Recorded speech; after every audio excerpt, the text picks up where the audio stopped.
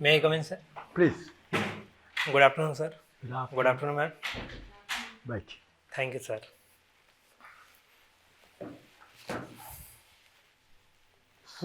आप कैसे हैं मोहनलाल? सर मैं बढ़िया हूँ। अभी कहाँ से आ रहे हैं? सर मैं अभी रूम से ही आ रहा हूँ और मैं बाड़मेर से बिलोंग करता हूँ। Yes ma'am. अच्छा, आपको राजस्थान अनुप्रति योजना स्कॉलरशिप मिला? मुझे sir merit come means MCM scholarship graduation और पोस्ट ग्रेजुएशन के दौरान मिला है। यस। और आप मैथ्स अंडर प्रिविलेज बच्चों को सिखाते हैं मैथमेटिक्स?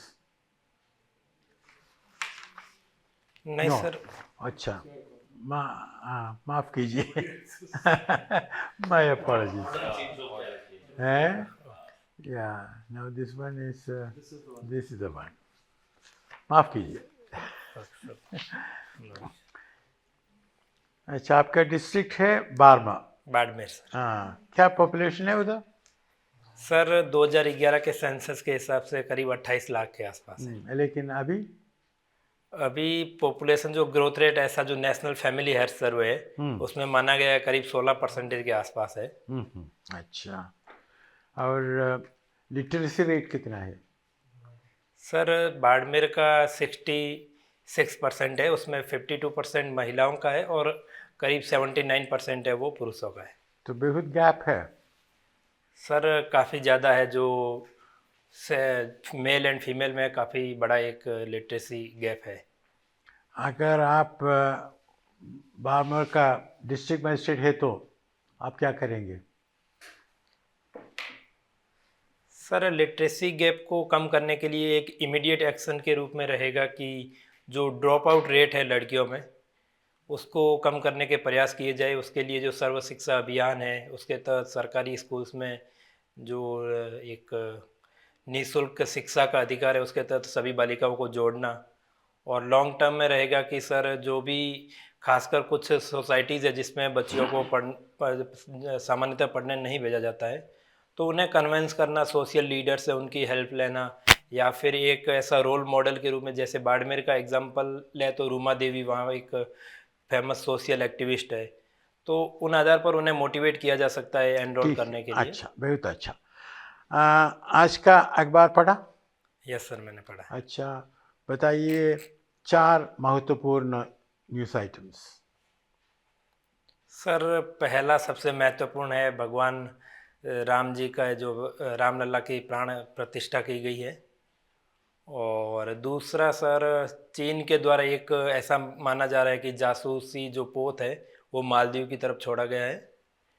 और तीसरा सर कुछ जो सोनी और जी एंटरटेनमेंट है उनमें कुछ मर्जर की डील भी हुई है। और चौथा सर राजस्थान में कुछ क्राइम रिलेटेड जो इश्यूज है वो कल घटित हुए हैं खासकर सरकारी स्कूल्स में। अच्छा, चाइना मालदीव्स क्या हो रहा है भारत और मालदीव्स में? सर भारत और मालदीव के जो रिश्ते हैं वर्तमान में देखा जाए तो कुछ कटुता की ओर बढ़ रहे हैं। जैसे वहाँ के जो मोहम्मद मोइजू, माननीय मोहम्मद मोइजू जो राष्ट्रपति है उनके द्वारा इंडिया आउट कैंपेन चलाया जाना। इसके अलावा सर वहाँ के मंत्रियों के द्वारा जो भारतीय प्राइम मिनिस्टर और भारत के प्रति जो कुछ कमेंट्स है, गलत कमेंट्स भी किए गए थे। और इसके अलावा वहाँ से जो भारतीय सैनिक है उनको वहाँ कितने सैनिक हैं? सर 78 सैनिक है। तो उनको भी उन्होंने जो सरकारी अथॉरिटी ने एक टाइमलाइन भी दी है वहाँ से बाहर निकालने के लिए। टाइमलाइन क्या है? सर ये मार्च 2024 तक उन्होंने बोला है। और इसके अलावा कहीं ना कहीं टूरिज्म सेक्टर है वो भी प्रभावित हुआ है दोनों देशों के बीच में रिश्तों में कड़वाहट की वजह से। लेकिन मैं आशा करता हूँ कि ये रिश्ते जल्दी सुधरेंगे और दोनों देश, भारत एक नेबरहुड फर्स्ट की पॉलिसी की तहत एक जो इंडियन ओशियन है उसमें एक नेट सिक्योरिटी प्रोवाइडर की तरह भूमिका निभाएगा। बहुत अच्छा। मोहनलाल, आपने तो केमिस्ट्री के विशेषज्ञ हैं आप तो, हाँ? यस। तो ये बताइए कि नोबेल प्राइज़ किसको मिला 2023 में केमिस्ट्री में? Yes sir. सर उनका नाम मैं प्रोनाउंस नहीं कर पा रहा हूँ, हाँ पर जो सब्जेक्ट है हाँ वो मैं बता सकता हूँ।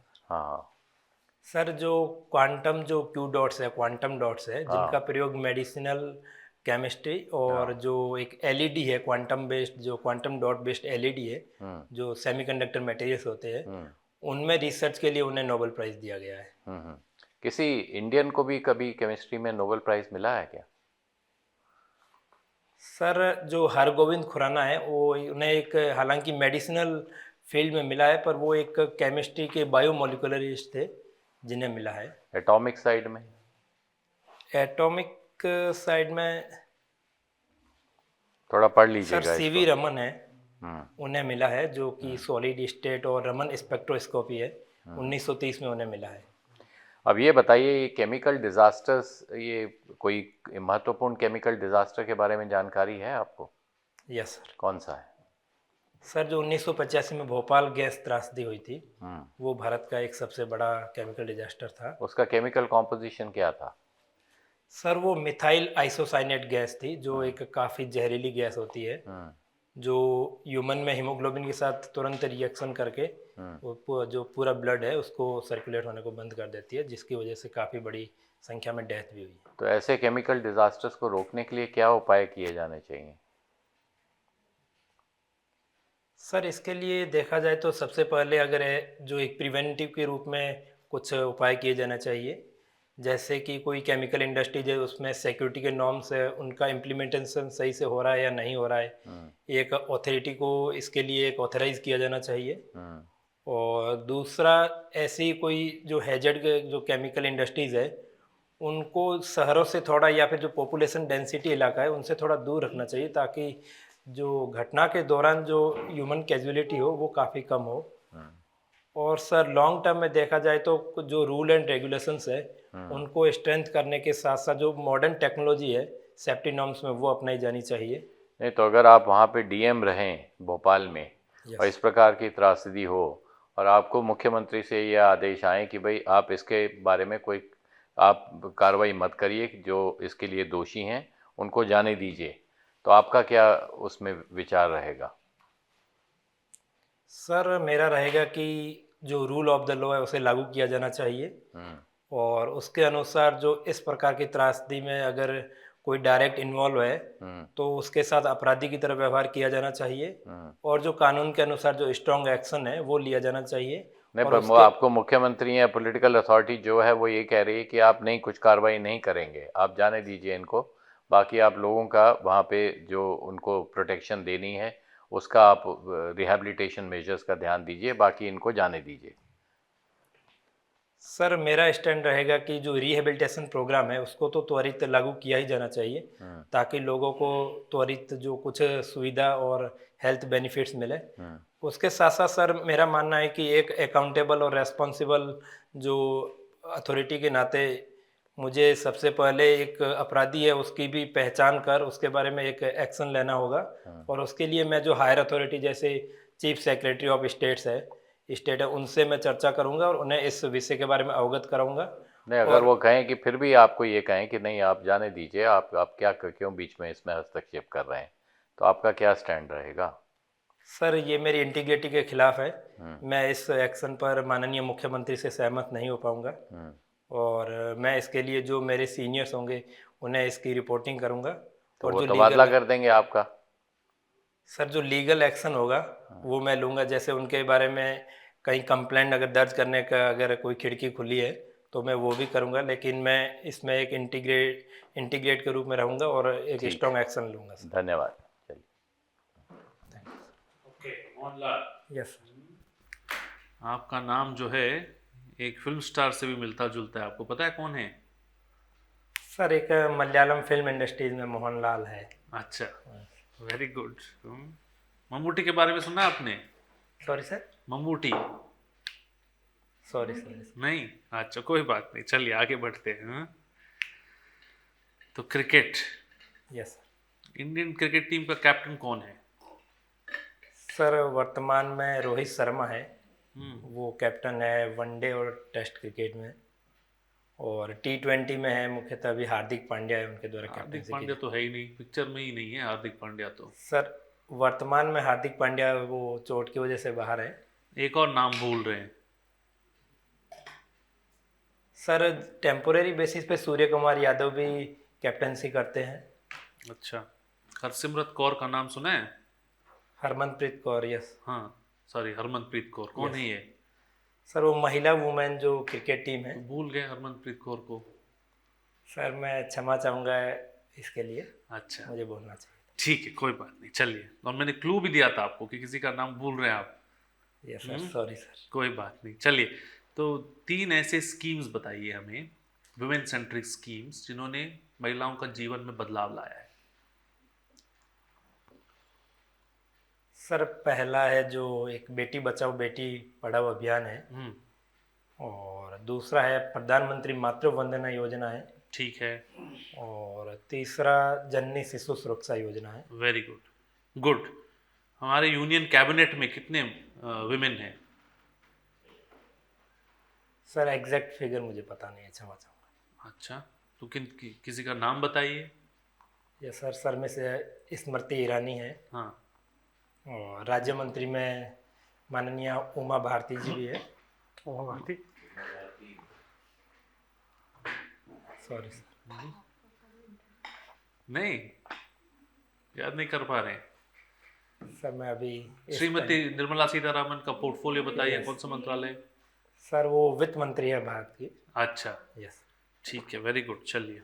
और ये विज्ञान मंत्री कौन है? सर, सॉरी सर, इसके बारे में मुझे नाम याद। अच्छा, कोई बात नहीं, चलिए आगे बढ़ते हैं, ठीक है। ऑनरेबल मेंबर के साथ केमिस्ट्री के बारे में बात कर रहे थे आप। यस वेंकी रामकृष्णन के बारे में सुना है आपने? Yes sir. बताइए कुछ उनके बारे में। सर इन्हें नोबेल प्राइज मिला है, वेंकटी जो रामकृष्ण 2009 में मिला है। खासकर जो खगोलीय फील्ड है उसमें जो वेंकटन जो चंद्रशेखर बिंदु है उसके लिए इन्हें एक नोबेल प्राइज भी मिला है 2009 में। Very good. और प्रोफेसर CNR राव के बारे में सुना है आपने? Yes sir. बताइए कुछ। सर प्रोफेसर जो माननीय CNR राव है जी, वो केमिस्ट्री के फील्ड में थे, और जो एटॉमिक स्ट्रक्चर है सॉलिड स्टेट उसमें इन्होंने काफ़ी वर्क किया है। और कुछ भी किया है उन्होंने। इतने मशहूर साइंटिस्ट हैं।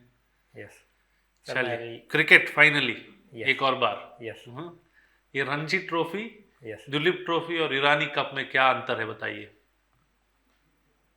सर जो रणजी ट्रॉफी है वो एक जो घरेलू जो फर्स्ट क्लास क्रिकेट है, टेस्ट क्रिकेट है, ठीक है। और जो दिलीप ट्रॉफी है वो जो T20 है, और ईरानी ट्रॉफी है वो वनडे जो घरेलू है। बिल्कुल नहीं, तीनों टेस्ट ही है। सर मैं क्षमा चाहूँगा, मैं विजय हजारे है one day, yes sir. Syed Mushtaq Ali है T20। Yes sir. अच्छा, ठीक है, thank you. Thanks. Mohanlal ji, yes sir. ये चाइना +1 और 1 चाइना में क्या फ़र्क है? सर 1 चाइना पॉलिसी है, उसमें चाइना के जो बाकी पार्ट है जैसे ताइवान है, हांगकांग है, वो एक चीनी जो संप्रभु सरकार है उसी के अंदर होंगे। और सर चाइना +1 के बारे में मुझे जानकारी नहीं। Something to do with trade? Yes sir.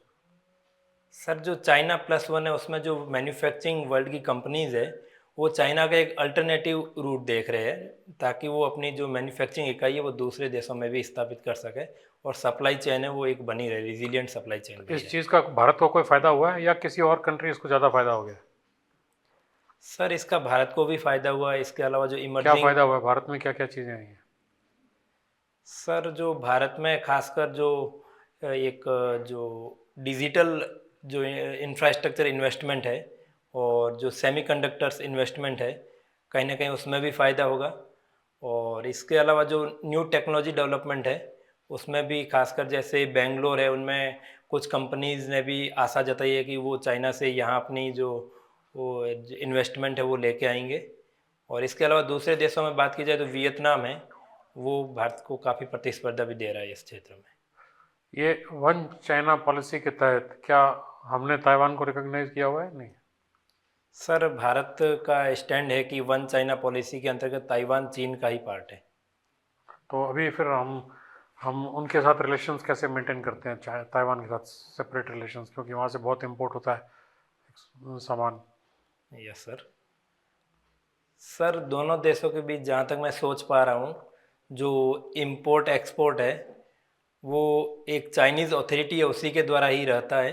Chinese authority के थ्रू? सर जो एक मेन जो लीड है, जो हायर अथॉरिटी वो चीनी रहती है, लेकिन जो रूट है। ये किसने बता दिया आपको? सर जहाँ तक मैंने पढ़ा है, अच्छा, मैं क्षमा चाहूँगा इसके लिए। चलिए पढ़ लीजिएगा। यस। ये जो सुएज कैनाल के अंदर अब जो प्रॉब्लम्स आ रही हैं Yes. रूट पे, तो हमारा एक्सपोर्ट सारा का सारा निर्यात जो है वो यूरोप के लिए उसी के थ्रू होता है। यस। उसके लिए एक अल्टरनेटिव रूट सजेस्ट किया गया। वो रूट क्या है और कौन कौन से देशों के बीच में से जाता है, प्रपोज किया गया था? सर इसके बारे में G20 से पहले प्रपोजल हुआ था उसका। सर जो एक India middle east Europe economic corridor है वो प्रपोज किया गया था G20 के दौरान। हाँ, जो मिडल ईस्ट कंट्रीज से होके सर यूरोप की तरफ जो कौन कौन सी कंट्रीज हैं उसमें? सर एग्जैक्ट कंट्रीज कौन कौन सी है उसके बारे में मैंने नहीं पढ़ा, पर हो सकता है कि सऊदी अरेबिया और इधर से जो इजराइल के जो नीचे जो सूडान पार्ट है, ये सॉरी सर जो सीरिया इराक ईरान है, इससे होते हुए हो सकता है। मैं इसके बारे में श्योर पढ़ लीजिएगा उसको। yes. क्योंकि आपका PSIR है, फॉरेन सर्विस भी हाई है। सर मेरा, मैं क्षमा चाहूँगा, केमिस्ट्री ऑफ। अच्छा सॉरी, नहीं फॉरेन सर्विस तीसरे नंबर पे है। Yes sir, yes sir. ठीक है, thank you. Thank you. Mohan, आप बाड़मेर से हैं? Yes ma'am. और आपने जनसंख्या बताई थी बाड़मेर की, तो क्या वो बाड़मेर और बालोतरा को मिलाकर है या अलग अलग? मैम जो 2011 में बाड़मेर और बालोतरा बाड़मेर का ही पार्ट था। हाँ, तो वो मिलाकर है। तो आपने जो जनसंख्या बताई वो दोनों को मिला के बताई है? यस मैम, मैंने 2011 के सेंसस के जी जी, पर अब तो जनसंख्या डिफरेंट होगी ना? यस मैम, अभी तक आंकड़ा नहीं आया जनसंख्या। आंकड़ा नहीं आया, पर फिर भी आप एक बार देख लीजिएगा, क्योंकि चुनाव वगैरह के लिए कुछ ना कुछ डेटा तो होता है ना, कुछ ना कुछ डेटा स्टेटिस्टिक्स रहता है। यस। अब बालोतरा में कुछ जगह हैं जो कि काफ़ी कल्चरली इम्पोर्टेंट हैं, हाँ, प्रसिद्ध हैं। वो कौन सी हैं? मैम एक रणछोड़ दास जी का मंदिर है। हाँ। और नाकोड़ा के जो पार्श्वनाथ जी के वहाँ जैन टेम्पल्स भी है। हाँ, जैन टेम्पल्स हैं वहाँ पर। और जसोल में माता रानी भटियाणी जी का मंदिर भी है वहाँ पर। हाँ, पर सबसे ज़्यादा लोग कहाँ आते हैं? मैम सबसे ज़्यादा जो नाकोड़ा जी का जो पवित्र स्थल है, पवित्र स्थल है, वहाँ आते हैं। वहाँ आते हैं। यस। अच्छा, और बाड़मेर में भी कुछ आर्कियोलॉजिकल इम्पोर्टेंस की हैं जगह? हाँ, यस मैम, बताएं जो उसके किराड़ू मंदिर है, आर्कियोलॉजिकल साइट है। किराड़ू मंदिर। हाँ, किराड़ू, हाँ, किराड़ू। हाँ। और इसके अलावा जो बाटाडू का जल कुआं है वो भी आर्किटेक्चर के हिसाब से काफ़ी फेमस है। अच्छा। और इसके अलावा बाड़मेर में एक जगह है कोटड़ा है, कोटड़ा का दुर्ग है। हाँ। वो भी एक आर्किटेक्चर के हिसाब से फेमस दुर्ग है। अच्छा, तो ये जो किराड़ू टेम्पल्स हैं किसने बनवाए, कब बनवाए? मैम ये 13वीं सदी के आसपास, उस समय जो परमार शासकों के द्वारा बनाया गया था। और नाम के बारे में मैं श्योर नहीं हूँ। क्या इनका ये क्या मंदिर के रूप में इनका उपयोग होता है? मैम अभी जो है ये एक पूजा वगैरह होता, पूजा का स्थल है वहाँ पर? मैम अभी ये एक टूरिस्ट प्लेस बन चुका है। हाँ। जो कि आगंतुकों के लिए घूमने के लिए एक स्थल बन चुका है। अच्छा, बस आगंतुकों के लिए इस समय, है ना? यस। अच्छा, तो उसकी जो आर्कियोलॉजी है, आप तो गए होंगे ज़रूर? मैम मैं एक बार गया हूँ। बस एक बार गए? आप बाड़मेर के रहने थोड़ा वाले? दूर है काफ़ी मेरे। अच्छा अच्छा, हाँ बिल्कुल, एरिया शहर से हाँ थोड़ा अलग थलग है। और कनेक्टिविटी कैसी है बाड़मेर की? अगर बाड़मेर जाना हो तो बाड़मेर की कनेक्टिविटी क्या जितनी होनी चाहिए उतनी है? मैम काफ़ी सुधार हुआ है पिछले 1-2 दशक में कनेक्टिविटी में। जैसे जाने के लिए रेल भी है। और इसके अलावा अभी उत्तरलाई हवाई अड्डे में एक जो कमर्शियल एक लाइन भी शुरू की गई है। और रोड में देखा जाए तो खासकर बॉर्डर इलाका है, उसमें जो भारतमाला प्रोजेक्ट के तहत जो रोड बनाई गई है। हाँ। और नेशनल हाईवेज है, उसमें कनेक्टिविटी में काफ़ी सुधार हुआ है।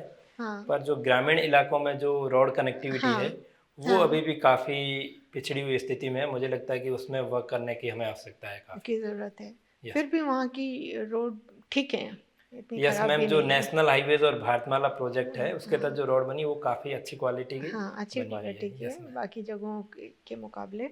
तो और वहाँ के जो उत्पाद हैं, यस आप भी, आपके परिवार भी कृषि में यस मैम। लगे हुए हैं, यस तो क्या उत्पाद हैं मैम, वहाँ जो के मशहूर?